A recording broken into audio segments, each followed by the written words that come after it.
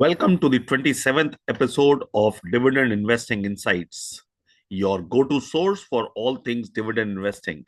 Whether you're a seasoned investor or just getting started, our channel provides insightful analysis, expert tips, and the latest news to help you build a reliable income stream through dividends. Join us as we explore high yield shares, dividend growth strategies, and portfolio management techniques to maximize your investment returns. Subscribe now and take care of your financial future with the power of dividends. In the episode today, we'll continue to look at the portfolio that we have built and see as to how it has progressed in the last 1 week. However, like always, we will start with a quick recap of the markets. S&P 500 went up by 105 points or 1.77% to end at 6,101 points. Nasdaq too went up by 298 points to end at 1.52%, higher than last week. And here locally, ASX 200 also went up by 98.5 points to end at 8,408.9 points or 1.19%.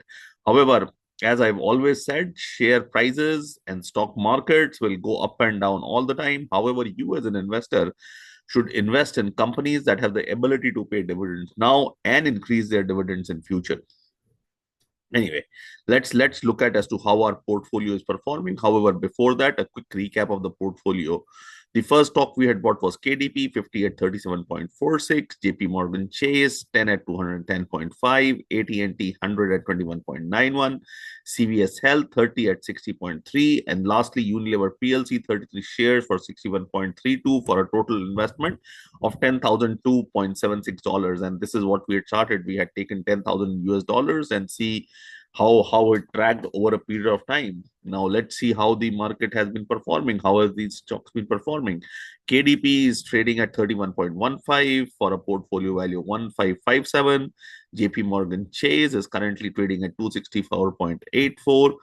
AT&T is trading at 22.72. CVS Health is trading at 54.55. It is gradually coming back to the levels from where it had fallen. So this is good news. And Unilever PLC is currently trading at 56.50. Now, a quick note: this is a diverse portfolio, and all companies are strong. They're all financially strong, fundamentally strong, have been regularly paying dividends, and have been increasing their dividends for the past many years.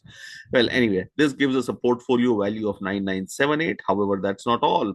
Since the time we have started building the portfolio, we have collected dividends of $98.9, which gives a total portfolio value of $10,077.8, which is higher than our investment. However, our aspiration is not 1 or 2%. We want this portfolio to be 12 to 15% at least. However, let's see how, putting it graphically, this is where it shows. We started with 10,002, portfolio went up, then it went down, currently trading slightly higher than an investment. And we started in November.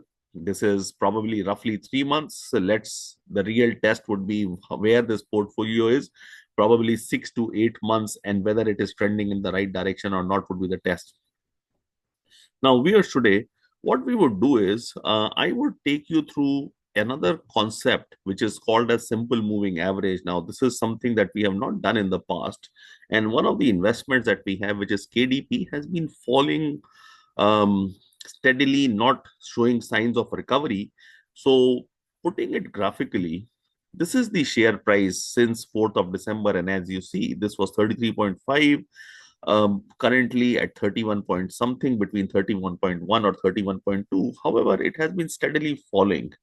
Now, one of the indicators to see whether the future of the stock price, is it going down or is it going up, is called a simple moving average.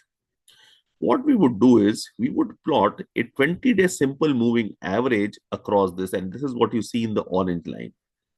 Now, what the simple moving average generally indicates is, in the future, whether this stock will go up or down. Now, two observations I have here. One, that the simple moving average has steadily been going down, which is an indicator that in the future, the stock price will fall. The second indicator is that the current stock price is lower than the the current 20-day moving average, which is also not a good indicator. Both these indicators indicate that in future this would go down further. However, before we take a decision to reinvest this amount, we will continue to monitor it for some more weeks and then see as to which way this is moving. Traders generally monitor it around a 50-day, 100-day, or a 200-day average. For our purposes, I have taken it as a 20-day moving average, but we can expand it as we move along. So KDP is something I have been considering to let go of and move our money somewhere else, because the investment is not yielding what we wanted. While it has been paying the dividend, however, the stock price itself is going down. I have been monitoring the company details as well. Nothing alarming at this stage, however, this is something that we'll watch out for. Well, as we come towards the end of the episode, looking at what are the upcoming dividends that we have, JP Morgan Chase is paying out $1.25 per share on 31st of Jan. AT&T is paying out 27.75 on 3rd of Feb. And last week, CVS Health also announced that they'll be paying out 66.5 cents per share on 2nd of March, and it had an ex-dividend of date of 22nd of January 25. So we have achieved it. We'll be getting all these three dividends. We'll also be on the lookout as to when Unilever PLC announces a dividend, and we would claim that as well. Well, that's the end of the episode. And like always, putting the dividend investing checklist again, use it to make your investments, take informed decisions, and look forward to meeting you in another episode of Dividend Investing Insights.